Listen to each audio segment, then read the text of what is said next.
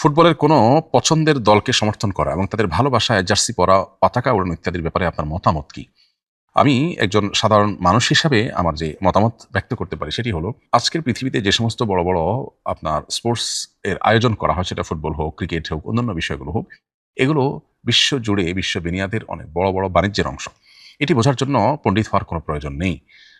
এটি যাদের বাণিজ্য তারা এটা আমাদেরকে গেলাচ্ছে তাদের বাণিজ্যের প্রয়োজনে। অতএব একজন বিবেকবান মানুষ তিনি এ সমস্ত খেলাধুলার উন্মাদনায় নিজেকে ডুবিয়ে রাখা এটা কোনো অবস্থাতে তার থেকে প্রত্যাশিত হতে পারে না। এর বাইরে এ ধরনের উন্মাদনার মধ্যে একজন মুসলিম যিনি আখিরাতে বিশ্বাসী, আল্লাহর সামনে তাকে দাঁড়াতে হবে।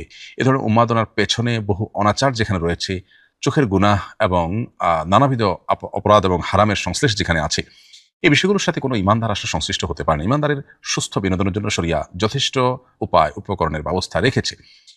মৌলিকভাবে শরিয়ার যে নির্দেশনা আছে সেটি হলো আমরা শারীরিক কসরত হয় এরকম যেকোনো খেলাধুলা, যেকোনো ব্যায়াম, যেকোনো কম্পিটিশন জাতীয় খেলাধুলা আমরা খেলতে পারি। কিন্তু ব্যায়াম করবে আরেকজন, আমি শুধু দেখে, দেখে মজা নিব এবং এটার ফলে আমার মধ্যে যে উন্মাদনা তৈরি হবে সেটার কারণে আমার মধ্যে ডোপামিন প্রবেশ করে, এমনিতেই ডোপামিনে আমাদেরকে ধ্বংস করে ফেলছে। এই সাময়িক আনন্দ, সাময়িক বেদনার যে আপনার ব্যাপারগুলো, এগুলো আমাদের মনোযোগকে ধ্বংস করে দেয়। অতএব এমনিতেই মনোযোগ বা ফোকাস আমাদের নষ্ট হয়ে যাচ্ছে। আমাদের কাজের প্রোডাক্টিভিটি কমে যাচ্ছে দিন, দিন।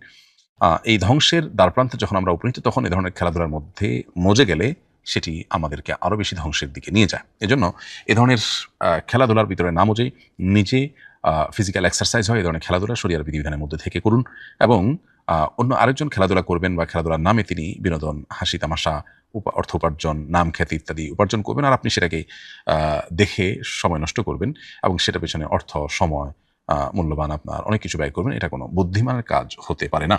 যেটাকে আমরা খেলা বলছি এটা নিছক কোনো খেলা নয়, এটা সিরিয়াস বিষয়।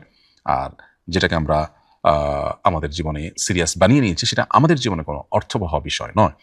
সুস্থ বিনোদনের জন্য এর চাইতে আরো বহু ভালো উপায় আমাদের হাতের কাছেই আছে। এই বিনোদনগুলো মানুষকে যদি সুখ দিতে পারত তাহলে পশ্চিমা পৃথিবীর মানুষ এগুলোর মধ্যে ডুবে থেকেও তারা কেন সুখী হতে পারছে না? কেন আত্মহত্যার মিছিল তাদের মধ্য থেকে থামছে না?